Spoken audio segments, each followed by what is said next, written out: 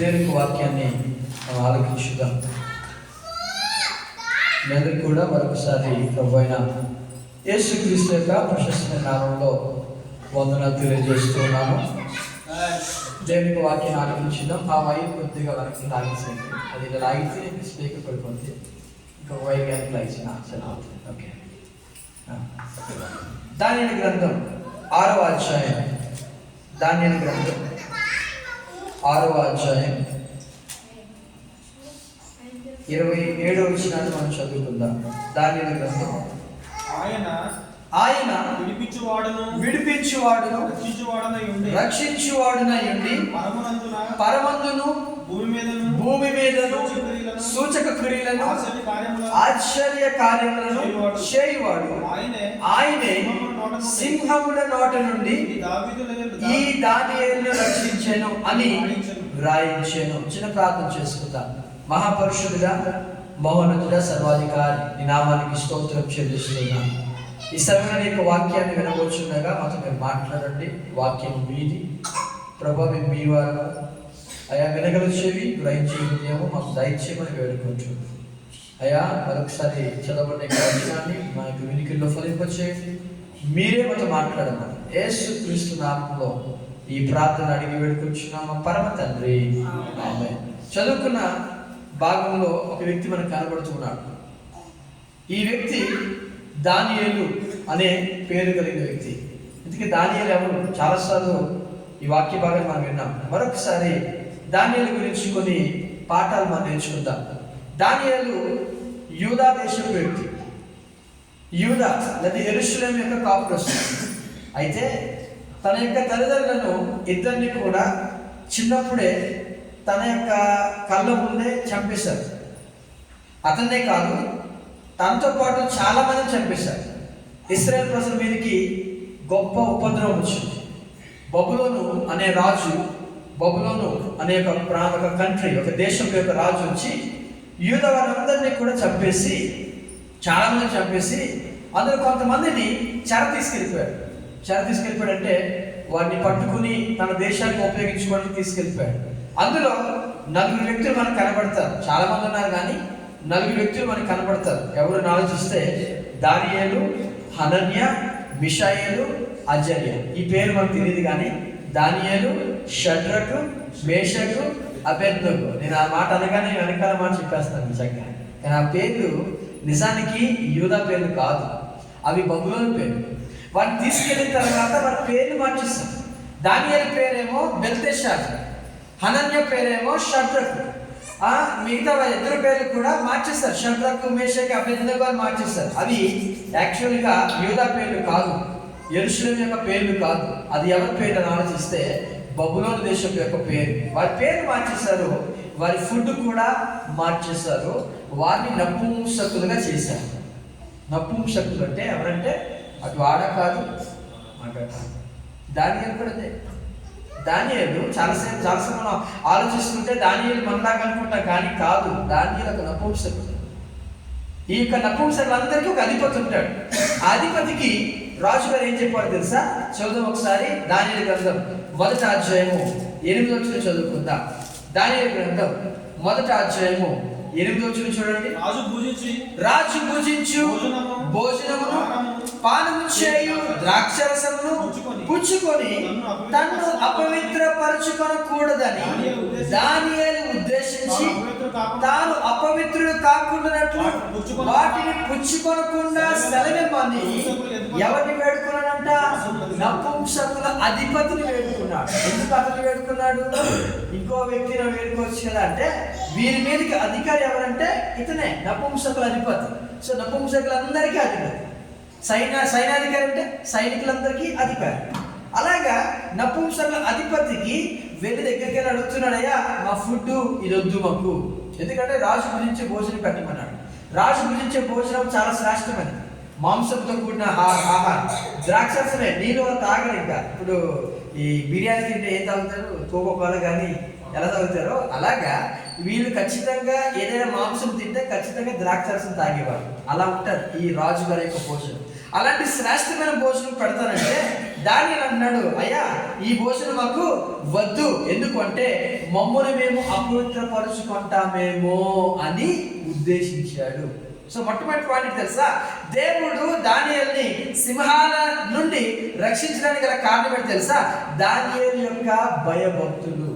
ఏంటంటే దానియేలు యొక్క భయము, భక్తి. దానియేలు ఉన్నది తన దేశంలో కాదు, దానియేలు ఉన్నది వేరే దేశంలో ఉన్నాడు. దానియేలు యొక్క తల్లిదండ్రులు లేరు, దానియేలు యొక్క అన్నదమ్ములు లేరు, దానియేలు యొక్క రిలేటివ్స్ లేరు, బంధువులు లేరు. దానియేలు ఏదైనా చేయొచ్చు. దానియేలే కాదు, షడ్రకు, మేషకు, అబేద్నెగో వాళ్ళు ఏదైనా చేయొచ్చు, కానీ దానియేలు మాత్రము ఏది చేయకుండా అతను అన్నాడు, ఇదిగో మాకు ఈ ఆహారం వద్దు, మమ్మల్ని మేము అపవిత్రపరుచుకుంటామేమో అని, మాకు ఈ ఆహారం వద్దు అని వారు నిర్భయంగా చెప్పారు. దానియేలు యొక్క భయభక్తులు చూడండి. చాలా మంది వారు భయభక్తులు ఉండదు, భయం ఉండదు, భక్తి కూడా చాలా మంది జీవితాలు కనపడుతుంది. దేవుడు అంటే ఏం లేదు, భయం లేదు, భక్తి అంతకన్నా లేదు. దానియేలుకు రెండు కూడా ఉన్నాయి. భయం ఉంది, భయపడుతున్నామో ఒకవేళ ఆహారం తింటే నేను అపవిత్రమైపోతానేమో అని భయం ఉంది. దేవుని భయం ఉంది. అనేక సార్లు మనం కూడా భయం లేకుండా జీవిస్తున్నామేమో దేవుని పట్ల. దేవుడు మనతో మాట్లాడుతున్నాడు, దానియేలు వలె భయం కలిగి జీవిస్తే సింహాల నోటి నుండి మనల్ని దేవుడు విడిపిస్తాడు. దేవునికి మహిమ కలుగుగాక. సింహాలంటే నిజమైన సింహాలు కాదు, సింహాల లాంటి శ్రమలు, సింహాల లాంటి వేదనలు, సింహాల లాంటి బాధలు, సింహాల లాంటి ఆర్థిక సమస్యలు ఇవన్నీ చుట్టుకున్నా కూడా వాటన్నిటి నుండి కూడా దేవుడు విడిపిస్తా అంటున్నాడు. ఎవరికి తెలుసా?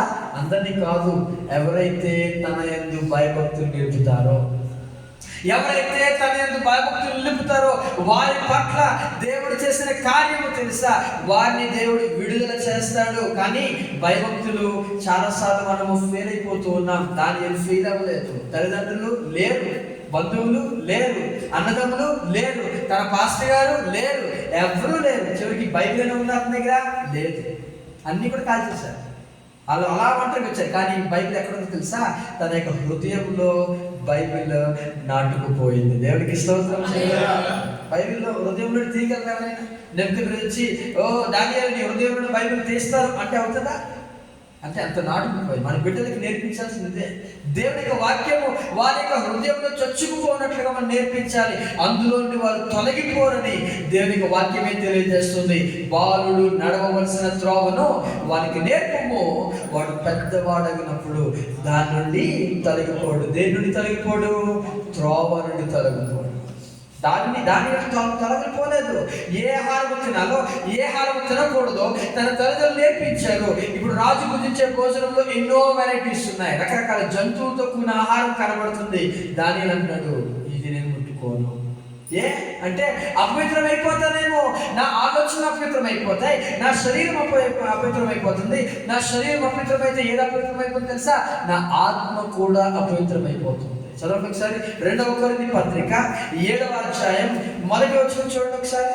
2వ కొరింథీ పత్రిక 7వ అధ్యాయము 1వ వచనంలో అపోస్తలుడైన పౌలు చక్కని మాట అంటాడు, ప్రియులారా మనకు ఈ వాగ్దానములు ఉన్నవి గనుక దేవుని భయముతో పరిశుద్ధతను సంపూర్తి చేసుకోవచ్చు.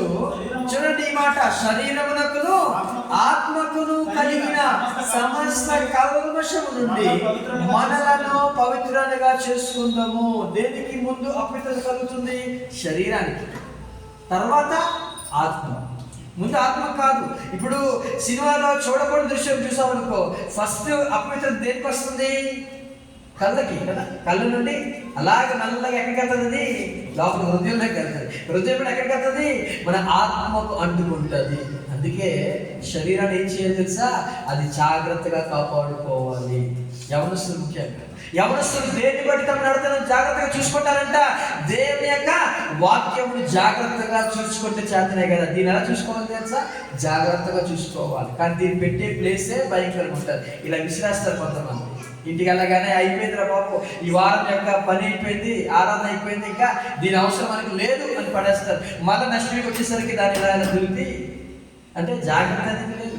వాక్య విషయంలో ఎంత జాగ్రత్తగా ఉండాలి, వాక్యాన్ని జాగ్రత్తగా చదవాలి, వాక్యాన్ని జాగ్రత్తగా మనం ఏం చేయాలి, వినాలి, వాక్యాన్ని ఎప్పుడు కూడా మనం జాగ్రత్తగా చూసుకోవాలి. ఆత్మకంట తర్వాత శరీరానిక, లేదా శరీరానికి తర్వాత ఆత్మక? ఫస్ట్ శరీరమునకును తర్వాత ఆత్మకును కలిగిన సమస్త కల్మషము నుండి. అంటే ఫస్ట్ దేనికి కలుగుతుంది కల్మషము? శరీరానికి కలుగుతుంది.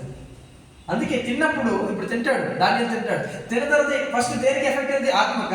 కాదు, ఫస్ట్ బాడీకి ఎఫెక్ట్ అవుతుంది. బాడీ నుండి లోపల ఆత్మకు ఎఫెక్ట్ అవుతుంది.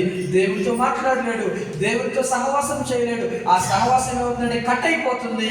కారణము శరీరానికి అపవిత్రత కలిగింది. అందుకే వద్దు బాబు ఈ ఆహారం వద్దు. అందుకే పౌలు అంటున్నాడు, దేవుని భయముతో పరిశుద్ధతను మనం ఏం చేయాలి, సంపూర్తి చేసుకోవాలి. ఎవరి భయంతో? దేవుని భయంతో. కానీ చాలాసార్లు దేవుని భయం మనకు లేదు. మనుషుల భయం పక్కన పెట్టండి, అసలు దేవుని భయము మన జీవితంలో లేదు. అందుకే పరిశుద్ధతను మనం ఏం చేయలేకపోతున్నాము, కాపాడుకోలేకపోతున్నాము. అపవిత్రత సంచరిస్తుంది. కానీ దానియేలుకి అవేవి లేవు. దేవుని యొక్క భయం ఉంది, దేవుని మీద భక్తి ఉంది. అయ్యా ఈ ఆహారం మాకు వద్దు. అతను అన్నాడు, అదేంటి ఆహారం వద్దపోతే నన్ను తిట్టేస్తాడు రాజుగారు, నన్ను చంపేస్తాడు రాజుగారు అంటే, అప్పుడు దానియేలు ఒక ఐడియా, ఒక 10 రోజులు ఈ ఆహారం పెట్టండి. ఏ ఆహారము? కాయగూరల ఆహారం. రాజు భుజించే భోజనం కాదు. 10 రోజులు ఇది పెట్టమలేదు, అక్కడ ఏమి కాంప్రమైజ్ అవ్వలేదు. కాయగూరల భోజనం పెట్టండి, ఆకుకూరల భోజనం పెట్టండి, నీళ్ళు ఇవ్వండి, ద్రాక్షరసం వద్దు మాకు, నీళ్ళు ఇవ్వండి, అంతే. 10 రోజులు మమ్మల్ని చూడండి. కాయగూరలు తినేవారికి మాంసము తినేవారికి ఉన్న డిఫరెన్స్ మీరు చూడండి, తేడా గమనించండి. వారు బాగా ఉన్నారా, మేము బాగా ఉన్నాం, మీరు చూడండి. ఎవరు బాగుంటారు? మాంసం తినే బాగుంటారా, కాయగూర తినే బాగుంటారా? మాంసం తిన్నారు కదా బాగా ఉంటారు కదా, కాయగూరలు తినేవాళ్ళు ఎలా ఉంటారు? సన్నగా ఉంటారు. అయితే 10 రోజులు చూడుకున్నారు. సరే అని చెప్పి 10 రోజులు బాగా పేరుకి భోజనం పెట్టారు. మిగతా వాళ్ళకి అంటే బొబ్బలంలో ఉన్న కొంతమందికి ఈ ఆహారం పెట్టారు, రాజు భుజించే భోజనం పెట్టారు. 10 రోజుల తర్వాత చూస్తే వీళ్ళ మొహాల కన్నా వీళ్ళ మొహాలు కలగా కనబడ్డాయి, ప్రకాశంగా కనబడ్డాయి. దేవునికి స్తోత్రం. మనసు ఉంటే ఏముంటది? ఆమె మార్గం ఉంటుంది, మనసే ఉండదు. దేవుడు మార్గం తెలుస్తాడు ఖచ్చితంగా, కానీ మనసు ఉండాలి ముందు. మనకి దేవుడి సన్నిధికి వెళ్ళాలని మనసు ఉంటే ఖచ్చితంగా మార్గం తెలుస్తాడు. అసలు మనసే ఉండదు చాలా మందికి. నీకు దేవుడు ఎలా మార్గం తెలుస్తాడు? మనసు ఉండాలి ఫస్ట్. దానియేలుకి మనసు ఉంది, ఈ ఆహారం తిని నేను అపవిత్రపరచుకోకూడదు అనే మనసు ఉంది. దేవుడి మార్గాన్ని తెలుస్తున్నాడు. ఎలా తెలుస్తుంది తెలుసా? 10 రోజులు పరీక్షించాడు. 10 రోజులు తిన్న తర్వాత చూస్తే వీళ్ళ మొహాలు వాడిపోలేదు, బలహీనం అవ్వలేదు, సన్నపడలేదు, చక్కగా ఆరోగ్యంగా ఉంటే ఆ నపుంసకుల అధిపతి ఏం చేశాడు తెలుసా? ఈ ఆహారాన్ని తీసేశాడు. ఏ ఆహారము? రాజు భుజించే భోజనం తీసేశాడు. అయ్యా మీకు ఈ భోజనం పెట్టండి అని చెప్పి ఈ కాయగూరల భోజనము, ఈ యొక్క నీళ్ళు ఇస్తున్నాడు. ఒక 1 year తర్వాత పోషించిన తర్వాత వాళ్ళని రాజుగారి దగ్గర నిలబెడితే రాజుగారు అడిగిన క్వశ్చన్ అన్నిటికీ కూడా వీళ్ళు అద్భుతమైన జవాబులు అనుగ్రహించారు. దేవునికి స్తోత్రం. వారికి జ్ఞానం వచ్చింది, ముఖ ప్రకాశం వచ్చింది, వారి యొక్క బుద్ధి వచ్చింది. ఇవన్నీ కూడా వారు తీసుకున్న నిర్ణయాన్ని బట్టే ఉన్నాయి. ఈ రోజు మన నిర్ణయాలు ఎలా ఉన్నాయి? చాలాసార్లు కాంప్రమైజ్ అవుతూ ఉంటాం చాలాసార్లు కదా. దాని కాంప్రమైజ్ అవ్వలేదు, రాజీ పడలేదు. చాలాసార్లు రాజీ పడుతూ ఉంటాం. ఏమంటే ఉదయకాలం నుండి సాయంత్రం వరకు కూడా జాబ్కి వెళ్ళినారు, లేకపోతే వ్యాపారం చేస్తున్నారు. ఇంటికి వచ్చాక ప్రార్థన చేయడం వద్దా? ఏమంటారు తెలుసా? అయ్యా ప్రార్థన చేయలేదు ప్రభు అని చెప్పి ఇలాగే గడ్డ మీద పడుకుని అయ్యా స్తోత్రం ప్రభు యేసునామములో అడుగుచున్నాను తండ్రి ఆమేన్. ఏమవుతుంది? రాజీ పడిపోతున్నాం. ఆ టైంలో కూడా లేచి మోకరించి 2 చేతుల పైకి ప్రభువా ఈ దినమంతా కూడా వ్యాపారం చేసుకోవడం నాకు బలం ఇచ్చావు కదా, నీకు చాలా వందనాలు ప్రభు అని చెప్పి చిన్న మాట చెప్పి పడుకో. ఆ రాత్రి ఎంత గొప్ప ఆరోగ్యాన్ని దేవుడు నీకు మళ్ళా అనుగ్రహిస్తాడో. అటువంటి థ్యాంక్స్ అనేది చాలా మందికి లేదు. ఎందుకంటే భయం లేదు. దానియేలుకి అవేమి లేవండి. భయపడుతున్నాడు, రాజీ పట్టలేదు. ఏ విషయంలో రాజీ పట్టలేదు. నేను వేరే దేశంలో ఉన్నాను కదా, దేవుడి దేశంలో లేను కదా, దేవుడు నేను చూడలేడు కదా అనే మాట లేదు. దేవుడు మనం ఎక్కడున్నా కూడా ఆయన మన యొక్క నేత్రాలు మన మీదే కేంద్రీకరించి ఉన్నాయి. దేవుడికి స్తోత్రం చేద్దామా? మనం భయపడదండి. మనుషులు కాదు భయపడాల్సింది, దేవుడికి భయపడాలి. ఈ శరీరాన్ని పాడు చేసే వ్యక్తులకు కాదు భయపడాల్సింది, శరీరమును ఆత్మను నరకములో పడవేయ శక్తి గలవాడికి భయపడాలి. ఎందుకు? ఎవరికి శక్తి ఉంది? దేవుడికి మాత్రమే, యేసయ్యకు మాత్రమే ఉన్నదండి. శరీరానికి ఆత్మకును కలిగిన సమస్త కల్మషం నుండి మనం ఏం చేసుకోవాలి తెలుసా? దూరపరుచుకోవాలి. దానియేలు వలె. ఎంతమంది తీర్మానం తీసుకుంటున్నారా? అంతేకాదు ఒకరోజు ఒక రాజు గారు వారు తాగుతున్నారు, ద్రాక్షరసం తాగుతుంటే వారికి ఎదురుగా ఒక గోడ ఉంది, తెల్లని గోడ. ఆ గోడ మీదకి ఒక అరచేయి వచ్చింది, ఇంత అరచేయి వచ్చి దాని మీద ఏదో రాస్తుంది, ఏదో అక్షరం రాసింది, పెద్ద అక్షరం రాసిన తర్వాత ఈ రాజు భయపడిపోతున్నాడు. ఆ అరచేయి ఒకటే కనబడుతుంది, మనిషి కనపడట్లేదు. ఆ రైటింగ్ ఒకటే కనబడుతుంది, రాత కనబడుతుంది, కానీ దాన్ని చదవడానికి కూడా అవ్వట్లేదు. అతనికి అర్థం కావట్లేదు, ఏదో భాష అది. దాన్ని చదువుతున్నాడు, చదవడానికి ట్రై చేస్తున్నాడు, చదవలేకపోతున్నాడు. జ్ఞానుని పిలిచాడు, శకుని గారిని పిలిచాడు, అందరినీ పిలిచిన తర్వాత ఇది చదవండి అంటే వాళ్ళు కూడా అవ్వటం లేదు. రాణిగారు వచ్చారు, రాణి చేతుంది, ఎవరిని ఎందుకు మీరు భయపడుతున్నారు, మీరు దానియేలు పిలండి, దానియేలు మాట చెప్తున్నాను కానీ దానియేలు పిలుస్తారు. దానియేలు వస్తారు. దానియేలు రాగానే ఈ వ్యక్తి ఎవరు తెలుసా, ఇదిగో దానియేలు, ఈ వ్రాతను చదివి దాని భావం చెప్తే నీకు ఏది కావాలని అది ఇస్తాను, దానాలు ఇస్తాను, బహుమతులు ఇస్తాను, అన్నీ ఇస్తాను, నువ్వు ఈ వ్రాతను చదివి చెప్పమంటే ఇప్పుడు దానియేలుకి ఒక ఆశ చూపించాడు. ఏ ఆశ? దానం ఇస్తానన్నాడు, బహుమానులు ఇస్తానన్నాడు. నువ్వు ఈ వ్రాత చదివి భావం చెప్పు, నువ్వు నా తర్వాత రాజు అవుతావు అనే ఒక ఆశను పుట్టిస్తే దానియేలు ఏమన్నాడు చదవండి ఒకసారి. దానియేలు గ్రంథం 5వ అధ్యాయం 17వ వచనం చదవండి ఒకసారి. దానియేలు గ్రంథం 5వ అధ్యాయం 17వ వచనం. కాగా కాదు దానియేలు గ్రంథం 5వ అధ్యాయం 17వ వచనం. దానియేలు గ్రంథం 5వ అధ్యాయం 17. రాజ్యంలో 3వ అధిపతిగా ఏలు. అందుకు దానియేలు ఇట్లా, నేను నీ దానములు నీ యొద్ద ఉంచుకొనుము, నీ బహుమానములు మరి ఎవరికైనా ఇమ్ము, అయితే నేను ఈ వ్రాతను చదివి దాని భావమును రాజునకు తెలియజెప్పేదను. ఇదండి దానియేలు అన్నమాట. నీ యొక్క బహుమానం నాకు వద్దు, నీ యొక్క దానం నాకు వద్దు, ఏది నాకు ఇవ్వద్దు, కానీ ఈ వ్రాతను చదివి నేనేం చేస్తాను తెలుసా, ఈ భావాన్ని ఖచ్చితంగా చెప్తాను అని దానియేలు హామీ ఇస్తున్నాడు రాజుకి. అంటే తనలో ఏం లేదు తెలుసా, లోక ఆశలు లేవండి. దాని లోకాశలు లేవు, ఆశ సంపాదించుకోలేదు, బహుమానాలు పొందుకోలేదు, దానములు పొందుకోలేదు, ఏది ఆశ లేదండి దానియేలుకి. అట్టి రీతిగా అనేక మంది మరి ఉండాలని దేవుడు కోరుతున్నాడు. చదవండి, 1 యోహాను రాసిన పత్రిక 2వ అధ్యాయం 15వ వచనంలో యోహాను అనే అపోస్తలుడు ఈ విధంగా అంటాడు. చదవండి, 1 యోహాను రాసిన పత్రిక 2వ అధ్యాయం 15వ వచనం. ఈ లోకమునైనను లోకములో ఉన్న వాటినైనను ప్రేమింపకుడి. చూసారా, ఎవడైనాను లోకమును ప్రేమించినడలా తండ్రి ప్రేమ వానిలో ఉండదు అని చెప్పేస్తున్నాడు. ఉండదు అంటాడు, ఖచ్చితంగా ఉండదు అంటాడు. దేవుని ప్రేమ మనలో ఉండాలి. అందుకే అనేక మంది ప్రేమించలేకపోతున్నారు. కారణం ఏంటి? దేవుని ప్రేమ లేదు. ఎందుకు లేదు? లోకాశను ప్రేమిస్తున్నారు. అనేక మంది లోకంలో ఉన్న వాటిని ప్రేమిస్తున్నారు, లోకంలో ఉన్న వాటిని ప్రేమిస్తున్నారు. కాబట్టి ఏమి లేదు దేవుని ప్రేమ. కానీ దానియేలుకి దేవుని ప్రేమ ఉంది, లోకాశం లేదు. లోకాశం చూపిస్తున్నాడు, ఇదిగో ఈ బహుమానం ఇస్తాడు కదా, నేను ఈ దానం ఇస్తాడు కదా, నువ్వు నా తర్వాత రాజు అవుతావు, నా కంఠభూషణం ఇస్తాను. ఆ పైన మీరు తర్వాత చదవండి, దానియేలు గ్రంథం 5వ అధ్యాయం అంతా చదివితే నేను ఆశ చూపిస్తాడు. నా కంఠభూషణం అంటే హారం ఇస్తాను నీకు, తర్వాత నా యొక్క కిరీటం ఇస్తాను, అన్ని నీకు ఇస్తాను దానియేలు చెప్పు అంటే, ఏవయ్యా నాకు ఇవేవి కూడా నాకు అక్కరలేదు అని దానియేలు ఒప్పుకున్నాడు. గట్టిగా దేవునికి స్తోత్రం. దానియేలు యొక్క జీవితంలో గొప్ప పాఠాలు మనం నేర్చుకోవాలండి. ఒకటి, లోకాశం లేనివాడండి, దేవునికి భయభక్తులు కలిగిన వాడండి, తండ్రి ప్రేమ కలిగిన వాడు దానియేలు. మనలో ఏ ప్రేమ ఉన్నది? లోక ప్రేమ ఉందా, దేవుని ప్రేమ ఉందా? అంటే లోకంపై ప్రేమ ఉందా, లేకపోతే దేవునిపై ప్రేమ ఉందా?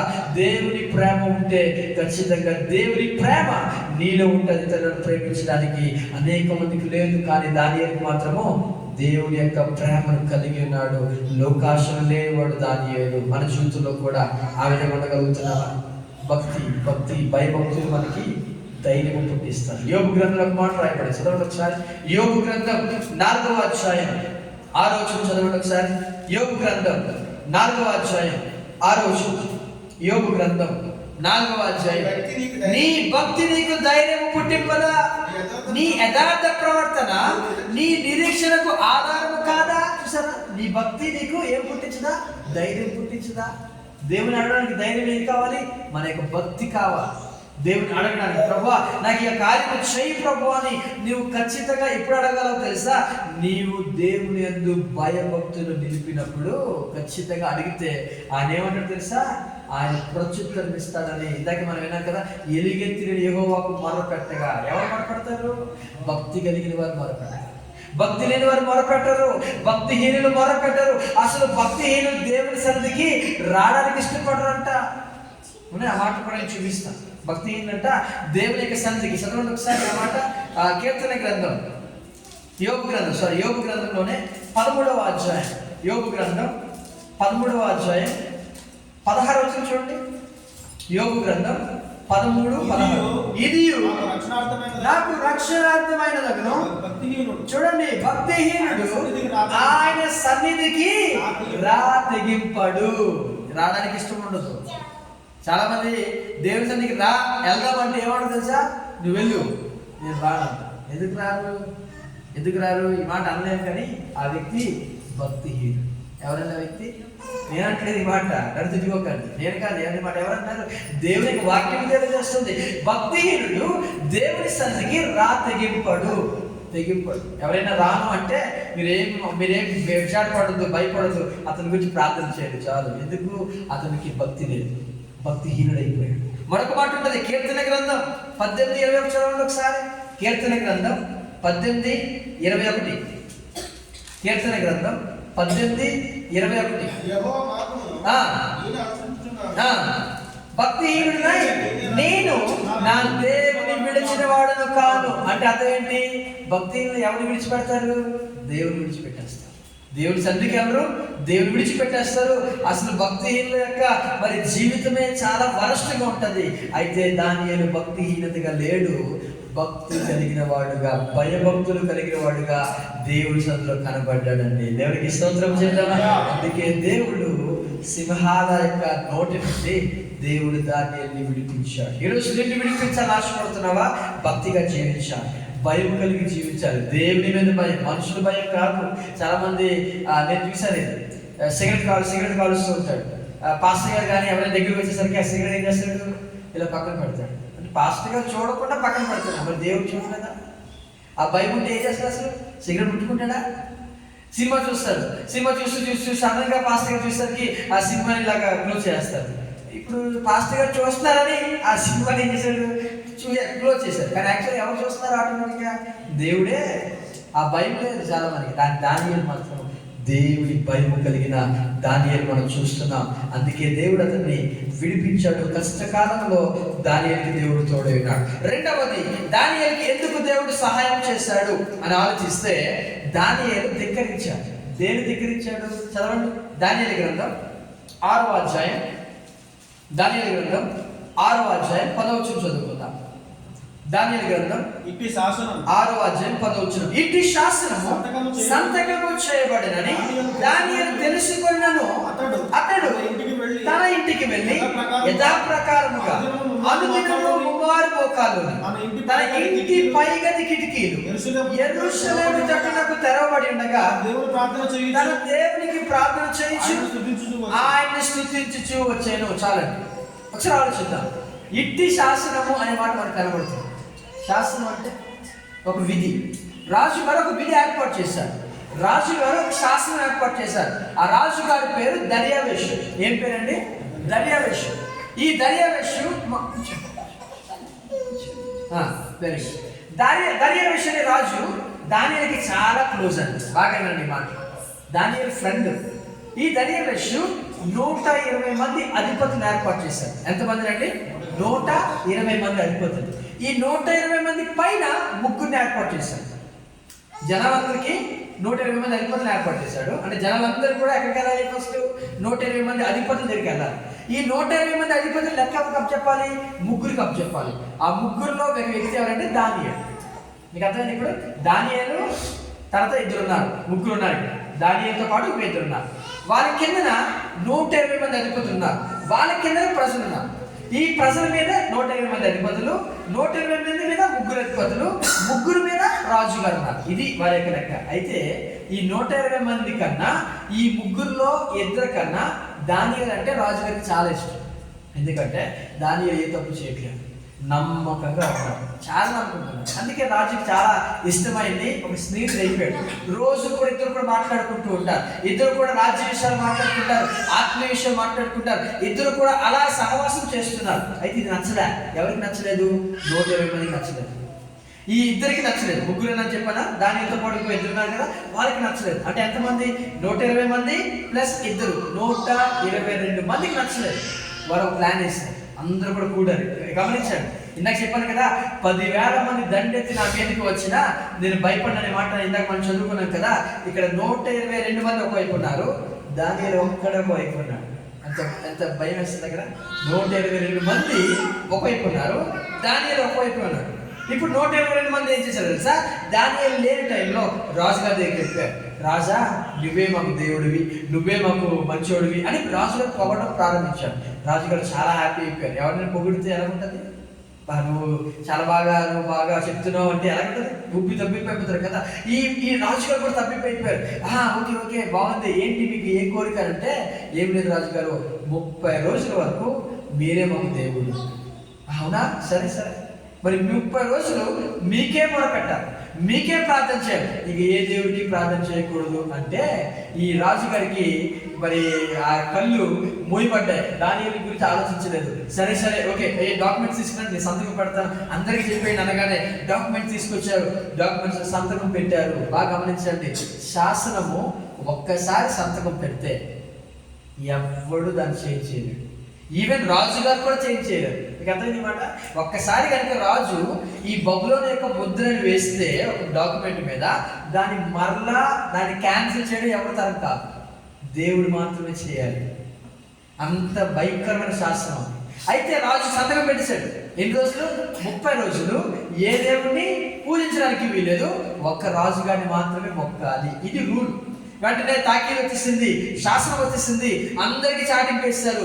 దానియేలు కూడా తెలిసింది. ఇప్పుడు చదవండి అన్నమాట.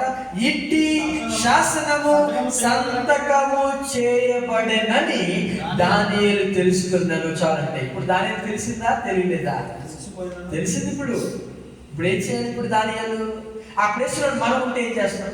సరదాగా అనుకుందాం, మనం ఉన్నాం ఆ టైంలో. దానియేలు ప్లేస్లో లోకేష్ ఉన్నాడు అనుకుందాం. ఏం చేస్తాం చెప్పమంటారా? లొకేషన్ కాదు, సరదాగా మాట చెప్పాను. ఏం చేస్తారు సార్? మెల్లగా స్లోగా ఆ టైం వచ్చేసరికి 6 ప్రార్థన చేసుకోవాలి. మెల్లగా తలుపు తీస్తాము, లోపలికి వెళ్ళిపోతాం, బాత్రూంలోకి వెళ్ళిపోతాం, ట్యాప్ ఫుల్గా ఇప్పుతాం. ట్యాప్ వాటర్ ఉంటుంది కదా, ట్యాప్ సౌండ్ వస్తుంటుంది. అయ్యా స్తోత్రం, అయ్యా ప్రభువా నీకు వందనాలు. అస్సలు సౌండ్ బయటికి రాదు. ఎందుకు? సౌండ్ బయటకు వస్తే ఏమవుతుంది? తెలిసిపోతాయి. ఎవరు తెలిసిపోతే? రాజుగారు తెలిసిపోతే ఎక్కడ తీసుకెళ్తారు? మళ్ళా ఒక రూల్ ఉంది.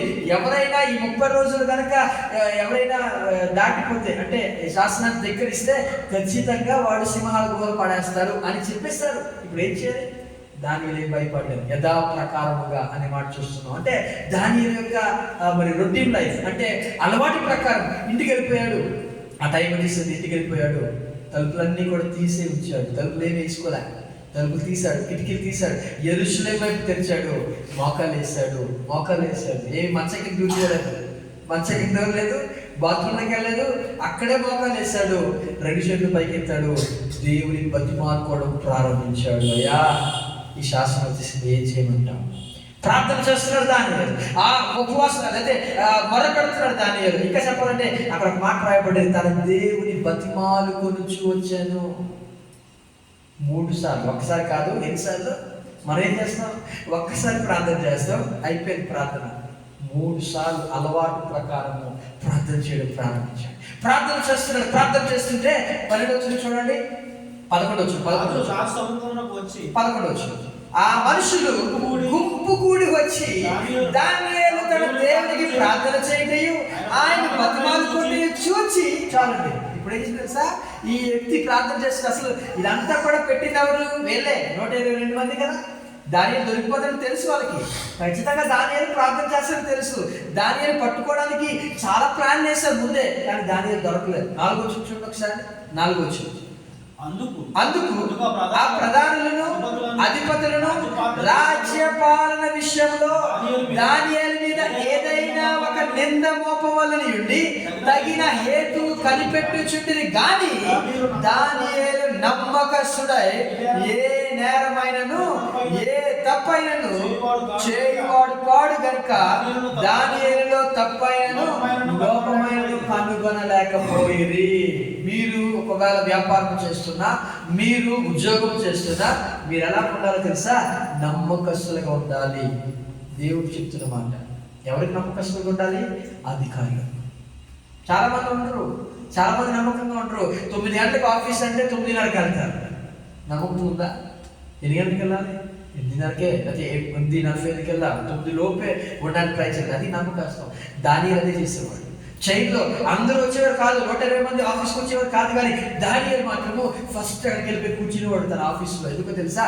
నమ్మకస్తుడుగా దానియేలు జీవించాడు. ఎవరిని బట్టి? దేవుని బట్టి. నమ్మకస్తుడు. దానియేలు ట్రై చేస్తున్నాడు. అతని యొక్క తప్పుడు లెక్కలు చూస్తున్నామని తప్పుడు లెక్క ట్రై చేస్తున్నాడు, కానీ తప్పుడు లెక్కలు ఎక్కడ కనపడలేదు.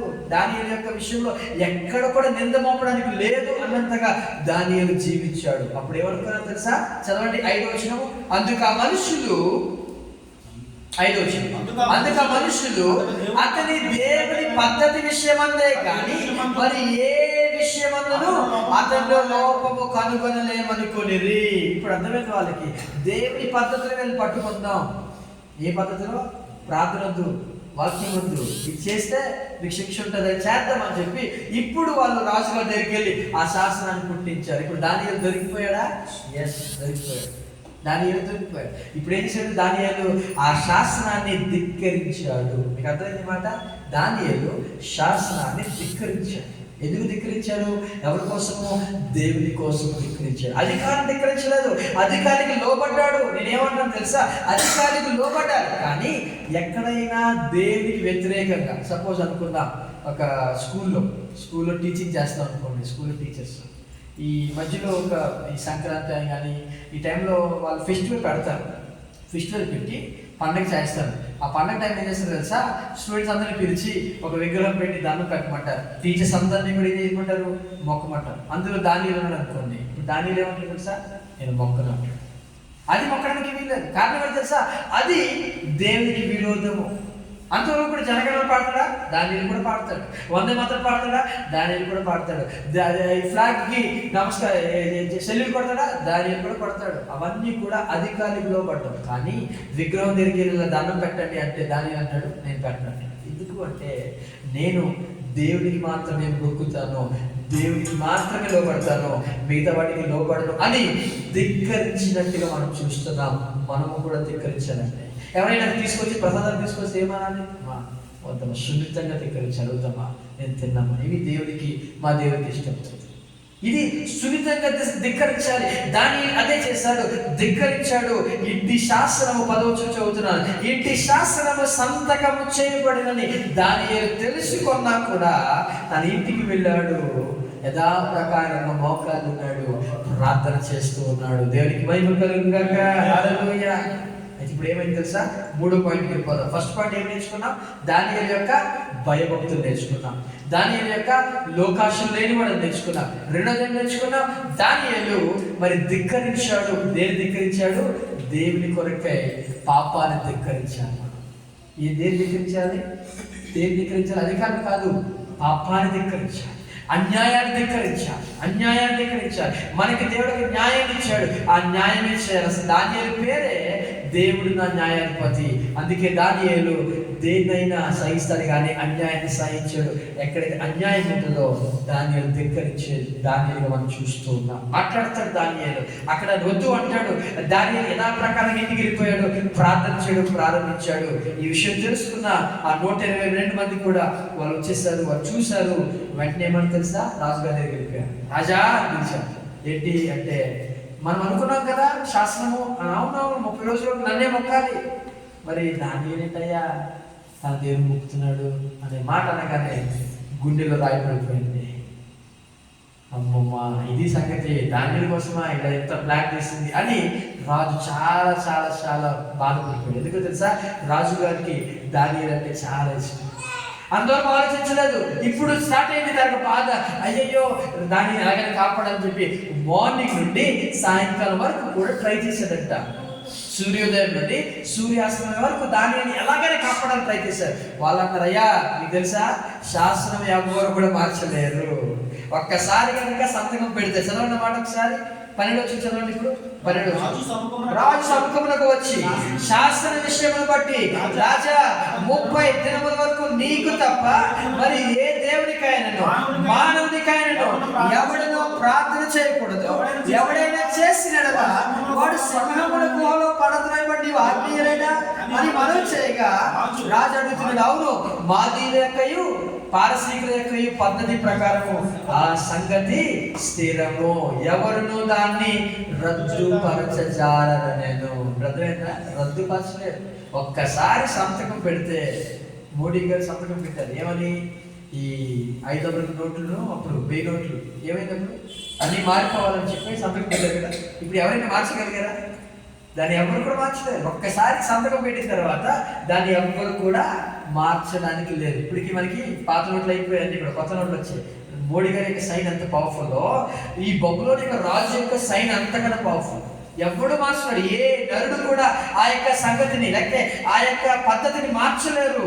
13 చదువుదాం. అందుకు వారు చెరపట్టబడిన యూదుల్లో ఉన్న ఆ దానియేలు నిన్నే గాని నీవు పుట్టించిన శాసనమే గాని లక్ష్య పెట్టక అనుదినము ముమ్మారు ప్రార్థన చేయించు వచ్చుచున్నాడనేది. రాజు ఈ మాట విని బహుగా వ్యాకులపడి దానియేలును రక్షింపవలని తన మనస్సు దృఢము చేసుకొని సూర్యుడు అస్తమించే వరకు అతన్ని విడిపించుటకు ప్రయత్నం చేశాను. చాలు, ఒకసారి ఆలోచిస్తాను. ఏం చేశాడు రాజు? అతన్ని రక్షించడానికి ట్రై చేస్తాడు. నిజంగా అంటాను, మనుషులు రక్షిస్తే రక్షించబడలేదు. ఎవరు రక్షించారు తెలుసా? దేవుడు మాత్రమే రక్షించాడు. దేవుడికి మహిమ కలుగును గాక. దేవుడు జోక్యం చేసుకోకపోతే ఏ మనుషులు మనకి సహాయం చేయలేడు. దేవుడు జోక్యం చేసుకుంటాడు. ట్రై చేస్తున్నాడు ఈ రాజు, నేను రక్షిస్తాను దాన్ని ఉదయ కాలం నుండి ట్రై చేస్తున్నాడు. మేబీ చాలా మందికి ఫోన్ చేస్తున్నాడేమో, నెబ్బుకొద్ది ఎవరైనా ఏదో ఒకరికి ఫోన్ చేసి ఇదిగో ఇలాంటి సంతకం పెట్టేశాను, మరి ఇప్పుడు నేను అవుతుందా అని ఫోన్ చేస్తున్నాడు. అందరూ కూడా ఫోన్లన్నీ కూడా కట్ చేస్తున్నారు. దాన్ని యొక్క పని అయిపోయింది. రాజుగారు ట్రై చేస్తున్నారు. ఉదయం నుండి సాయంకాలం వరకు ఫోన్ చేస్తూనే ఉన్నారు. దాన్ని రక్షించడానికి ప్రయత్నం చేస్తున్నాడు. ఎంత ప్రయత్నం చేస్తున్నాడో బాధపడిపోతున్నాడు. ఇప్పుడు సింహాలు కూడా పంపించారు. దానియల్ని పంపించట్లే, అక్కడే ఉన్నాడు. ఈ 120 మంది గుర్చేస్తారు. రాజా టైం అయిపోతుంది, పంపించేసేయండి. 14 వచ్చు 15 వచ్చి చదువుకుందాం. ఆ మనుషులు దీన్ని చూచి రాజసన్నిధికి సందడిగా కూడి వచ్చి, రాజు స్థిరపరిచిన ఏ శాసనము గాని తీర్మానము గాని ఎవడను రద్దుపరచజాలడు, మాదీయులకును పారసీకులకును విధి అని తమను తెలుసుకొనవలెను అనేది. అంతట రాజు ఆజ్ఞేయగా బంట్రౌతులు దానియేలును పట్టుకుని పోయి సింహముల గుహలో పడద్రోసిరి. 3వ పాయింట్. ఆలోచిద్దాం. టైం అయిపోయింది దానియేలుకి. ఇంకా దానికి ఎవరు కాపాడలేరు. రాజుగారు కూడా ట్రై చేశారు. రాజుగారు కూడా చేతులు ఎత్తేసారు. నా వల్ల కాదు. ఇంకా వీళ్ళు వచ్చేసి అంటారు, అయ్యా ఇది స్థిరమైన శాసనం, ఇది ఎవరు మార్చలేడు, మీరెందుకు ట్రై చేస్తున్నారు అనగానే 1 రోజులు ఆ దానిని తీసుకుని పడేసాను అన్నారు. ఆ ఎత్తుకుని తీసుకున్నారు. దానియేలుని సింహాలలో పడేశారు. దానియేలు ముందునట్టు ఏమని ప్రార్థన చేశాడు? మామూలు అడుగుతాం, ప్రార్థన చేసి ఉంటాడా? ఖచ్చితంగా ప్రార్థన చేశారు. ఇందాక మనం నేర్చుకున్నాం, 3 సార్లు ప్రార్థన చేశారు. ఏమని ప్రార్థన చేస్తుంటాడు దానియేలు? అయ్యా నేను ఎలాగైనా సింహాల గుహలో పడేస్తాను, పడేయకుండా కాపాడు ప్రభు అని ప్రార్థన చేస్తుంటాడు. ఎవరైనా అదే కదా ప్రార్థన చేస్తాం. తెలిసిన తర్వాత దానియేలు కూడా చేశారు. ఇప్పుడు దానియేలు యొక్క ప్రార్థన ఎక్కడికి నడిపించింది తెలుసా? దానియేలు యొక్క ప్రార్థన సింహాల గుహలోనికి నడిపించింది. మనం ఎందుకు ప్రార్థన చేస్తాము? సమస్య నుండి తప్పించడానికి ప్రార్థన చేస్తాం, అంతే కదా. సమస్యలో పడడానికి నేను ప్రార్థన చేస్తాను. వారు ఎవరైనా ఉన్నారు ఇక్కడ? నన్ను మరింత సమస్యలకు పెట్టాలి అని నేను ప్రార్థన చేస్తాను దేవుడికి అన్నారా? అసలు సమస్యలో ఉంటేనే అందులో విడిపించబడానికే ప్రార్థన చేస్తా. దానియేలు కూడా ప్రార్థన చేస్తాడు. కానీ దానియేలు యొక్క ప్రార్థన సింహాల గుహలోకి నడిపించింది. మన యొక్క ప్రార్థన మరింతగా అప్పుడు సమస్యలు నడిపించింది అనుకోండి, ఏం చేస్తాం? మనం ప్రార్థన మానేస్తాం, దేవుడిని అడుగుతూ ఉంటాం, చర్చికి రావడం మానేస్తాం, అన్నీ కూడా చేస్తాం కదా. ఇక దేవుడి మీద ఎంత అలుగుతామంటే ఇంకా ఎవరు కూడా మనతో మాట్లాడినా సమాధానం పడేదే లేదు. కానీ దానియేలు ఎప్పుడైతే ఆ సింహాల గుహలో పడద్రోయబడ్డాడో చాలా అద్భుతమైన మాట మనకు కనబడుతుంది. దేవుడు తన యొక్క దేవదూతను పంపించి సింహముల నోళ్ళను మూసివేశాడు. గట్టిగా దేవునికి స్తోత్రం చెప్తామా? హల్లెలూయా. ఆ మార్నింగ్ యాక్చువల్గా రాజు దగ్గరికి మ్యూజిక్ ఉంటుంది, మ్యూజిక్ వాయిస్తారు. రాజులు పడుకునే బెడ్ దగ్గర మ్యూజిక్ వాయిస్తారు. ఆ మ్యూజిక్ వింటూ వింటూ వింటూ పడుకుపోతారు రాజు. అది వాళ్ళ యొక్క రూల్ అనమాట. ఆ నైట్ మ్యూజిక్ వాయించనే ఉండదు రాజుకి. ఎందుకు? దానియేలు పడేశారు కదా, భయం వేస్తుంది. దానియేలు అయిపోతాడు, సింహాలన్నీ కూడా దానియేలు చంపేస్తాయి, తినేస్తాయి అని రాజు భయపడిపోతున్నాడు. నిద్ర లేదు, ఏమీ లేదు. నైట్ అంతా కూడా జాగరణ చేశాడు ఇక రాజు. ఉదయకాలం లేచాడు, అక్కడ స్పీడ్గా ఇక బ్రష్ కూడా ఏం చేయలేదు, సింహాల గోధుమ పరిగెత్తాడు. పిలుస్తున్నాడు, ఓ దానియేలు, జీవము గల దేవుని సేవకుడైన దానియేలు అని పిలుస్తున్నాడు. చదవండి ఒకసారి 20 వచ్చి చదువుకుందామా? 20 వచ్చిన 19-20 వచ్చి చదువుకుందాం.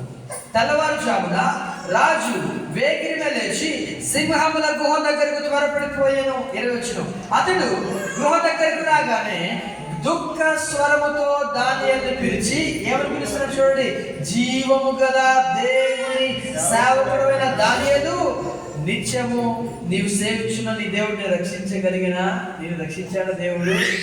అవునండి, రాజు చలికాలం జీవించుగాక నన్ను దేవుడు రక్షించాడు అని దానియేలు చెప్పాడు. గట్టిగా దేవునికి స్తోత్రం చెప్తామా? ఏమన్నాడు? 22 వచ్చిన నేను నా దేవుని దృష్టికి నిర్దోషిగా కనబడుతుంది కనుక ఆయన తన దూత నంపించి సింహము నాకు ఏ హాని చేయకుండా వాటి నోళ్ళు మూయించెను అని నా రాజుగారితో మాట్లాడడం ప్రారంభించాడు. సింహముల నోళ్ళను, సింహం కాదు అక్కడ, సింహముల అంటే మేబీ చాలా సింహాలు ఉంటాయి. అసలు ఒక సింహం ఉంటేనే భయం వేస్తుంది, అలాంటిది ఎన్ని సింహాలు తెలియదు. అసలు చెప్పాలంటే శత్రువుని చంపడానికి రాజులు ఏం చేసేవారంటే సింహాన్ని పెంచుతూ ఉండేవారు. సింహాలకి ఎర్రగా ఈ మేత వేస్తారు కదా, ఈ ఎవరైతే శత్రువులు ఉన్నారో వాటిని పడేసే ముందు సింహాన్ని ఆకలితో మార్చేవారు అనమాట. ఎందుకు? వాటికి ఆకలి ఎక్కువ వేస్తే ఆ పడబోయే వ్యక్తిని చంపుకొని తింటారు స్పీడ్గా, అందుకే ఆకలితో ఉంచారు. ఇప్పుడు దానియేలు పడగానే సింహాలు ఇచ్చేది ఒక్క ఉదుటిన వెళ్ళి దానియేలుని పట్టుకొని చంపేయాలి. కానీ దేవుడు తన యొక్క దేవదూతను పంపించాడు. గట్టిగా దేవునికి సింహాలు లాంటి అనేకమైన సమస్యలతో బాధపడుతుంటే మనం చాలాసార్లు ప్రార్థన చేస్తాం, ప్రభు ఆ సమస్యలకు వద్దు ప్రభు అంటాం, కానీ సమస్యకు వెళ్ళిపోతాం. అయితే దేవుడు ఆ సమస్యల్లో తన యొక్క దేవదూత నుంచి మనల్ని ఆదరించే గొప్ప దేవుడు. నైట్ అంతా కూడా సింహాలతో ఉన్నాడండి దానియేలు. నైట్ అంతా సింహాలు, చుట్టూ సింహాలే అలాగే కూర్చున్నాడు. దేవదూత మాత్రం అక్కడే ఉన్నాడు. దేవదూత కనబడలేదు దానియేలుకి, కానీ సింహాలన్నీ కూడా నోరులా మూయబడి ఉన్నాయి. చూస్తున్నాడు, సింహం మాత్రం ఇలాగే ఉంది, దగ్గర రావట్లే. దానిని చూస్తున్నాడు, మేబీ చీకటి పోగేమో, కనబట్లేదేమో. ఒక్క సింహము కూడా తన దగ్గరికి రాకుండా దేవదూతని దేవుడు అక్కడ కాపులు పెట్టాడు. గట్టిగా దేవుడికి స్తోత్రం చెప్తామా? ఈరోజు అంటాను, సింహాల గుహలో దేవుడు దేవదూతని ఏ విధంగా పంపించాడో మనకున్న సమస్యల మధ్యలో దేవుడు జోక్యం చేసుకుంటాడు. తన సన్నిధి దూతను ఆయన మన మీదకి పంపిస్తాడండి. మనం భయపడక్కర్లేదు. అయిపోయింది. వెంటనే రాజుగారు అడుగుతున్నారు, దానియేలు దేవుడిని రక్షించాడా? అవునండి, దేవుడిని రక్షించాడు. కానీ బంట్రోతులు కాదు చెప్పించాడు. దానియేలు పైకి చేయండి అన్నారు. దానియేలు పైకి తీశారు. పైకి తీసిన తర్వాత రాజు అన్నాడు, ఇదిగో దానియేలు మీద నింద ఎవరైతే 30 వాళ్ళు తీసుకున్నారా 122 మంది తీసుకొచ్చారు. వారి భార్యను తీసుకొచ్చారు, వారి బిడ్డలు తీసుకొచ్చారు. అందరినీ కూడా సింహాల గోల పడేగానే వారి ఇంకా అడుగుకి రాకముందే, వారు పడుతున్నప్పుడే ఈ సింహాలు ఎగిరి వారిని పట్టుకొని పీకుతున్నాయి. అక్కడ మాట్లాడబడింది, వారి ఎముకలను సైతము పగలగొరికి పొడి చేస్తాయి. అంటే ఎంత ఆకలి ఉన్నాయో ఒకసారి గమనించండి. ఎన్ని రోజులైందో వారికి ఆకలి. దానియేలు ముట్టుకోలేదు, కానీ 122 మందిని అవి నాశనం చేశాయి. వాటికి కడుపాల కూడా దేవుడు వారికి ఆహారం ఇచ్చాడు. గట్టిగా దేవుడికి స్తోత్రం చేద్దాంగా. దేవుడు మీకు అనుకుంటారు, సింహాలు అనుకుంటే మొరపడుతున్నాయి, ప్రభు ఈ దానిని చంపుతాము, మేము దానిని చంపుతామంటే దేవుడు మాట్లాడుతున్నాడు, ఏ సింహాల మీరు ఆగండి, దాని కంటే శ్రేష్టమైన భోజనం మీకు ఇస్తాను నేను. సింహాలు సైలెంట్గా ఉన్నాడు, మౌనంగా ఉన్నాడు. ఇప్పుడు దానియేలు ఒక్కడే ఎంత ఉంటుంది మాంసం ఉంటే మహా అయితే దాని మాంసం ఎంత ఉంటుంది? 70 కేజీలు కదా, బరువు 70 కేజీలు అనుకుందాం. కానీ 122 మంది అంటే 70 కేజీలు. ఎంత మాంసాన్ని సింహాలకి ఆహారం ఇచ్చాడు. దేవుని మాట వింటే ఖచ్చితంగా దేవుడు మనకి సహాయం చేస్తాడు. అది ఎవరైనా కావచ్చు, సింహాలైనా కావచ్చు, మనుషులైనా కావచ్చు. అంత అయిపోయింది. దేవుడు పిలిచాడు, మెల్లగా ఇంటికి వెళ్ళాడు దానియేలు. ఈ మాట చెప్పి ముగిస్తాను. మెల్లగా ఇంటికి వెళ్ళాడు దానియేలు. ఇంటికి వెళ్ళి దేవుని మీద కోపం చూపిస్తున్నాడు.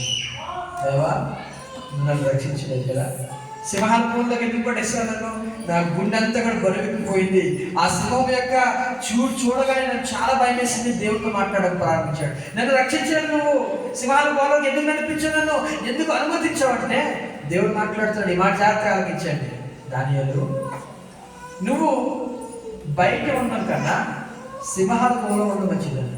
అదే ప్రభు అలాగంటావు, బయట ఉంటే మంచిది కదా, లోపల ఉంటే ఎలా ఎందుకు మంచిది అని అడుగుతాడు. లేదు దాని నీకు తెలీదు. బయట 122 మంది శత్రువుల కోసం కాచుకున్నారు. ఎంతమంది? 122 మంది శత్రువులు కాచుకున్నారు. లోపల ఎన్ని ఉన్నాయి సింహాలు? మహా అయితే 5 సింహాలు ఉన్నాయి. నేను బయట ఉన్న శత్రువుల యొక్క నోళ్ళు మూయలేను నేను, కానీ సింహాల నోళ్ళను మూయగలను. నేను వారి యొక్క నోళ్ళు మూసినా శత్రువులు ఆగరు, నేను ఎలాగైనా చంపేస్తారు. నువ్వు బయట ఉండడం కన్నా సింహాల గోలో ఉండడమే నీకు మంచిది అని దేవుడు జవాబు ఇచ్చాడు. గట్టిగా దేవుడికి అర్థమైంది మాట. దాన్ని అడుగుతున్నాడు, అయ్యా నేను ఎక్కడ ఉండడం మంచిది అంటే సింహాల గోలు ఉండడమే మంచిది అన్నాడు. తల వచ్చిన చిన్న ప్రార్థన చేసుకుంటాం. మేబీ నువ్వు సమస్యలు ఉన్నావేమో, ఇబ్బందులు ఉన్నావేమో, అది మంచిది కాదనుకుంటావేమో, కానీ దేవుడి దృష్టిలో అది మంచిది. అక్కడే నువ్వు మరింత సంరక్షణగా ఉంటావు. అక్కడే మరింత ఆశీర్వాదం నీ మీదకి వస్తుంది. ఆ ప్లేస్లోనే మరింత సువర్ణముగా నువ్వు వెదజల్లుతావు, మరింత సువాసన వెదజల్లుతావు. అందుకే ఆ శ్రమలు అనే కొలిమిలో దేవుడిని ఉంచుతాడు. దానికి నువ్వు భయపడక్కర్లేదు, కానీ అక్కడ ఉండి ప్రార్థన చేయాలి. దాని అదే చేశాను. దేవుడి మీద అలగలేదు, దేవుడి మీద విరోధంగా చెప్పలేదు, దేవుడి మాటకి లోబడ్డాడు దానియేలు. ఈరోజు మన జీవితంలో మనం ఆ విధంగా దేవుడికి లోబడుతున్నామా? మనం ఆ విధంగా దేవుడికి లోబడగలుగుతున్నామా? ప్రార్థన చేసుకుందాం.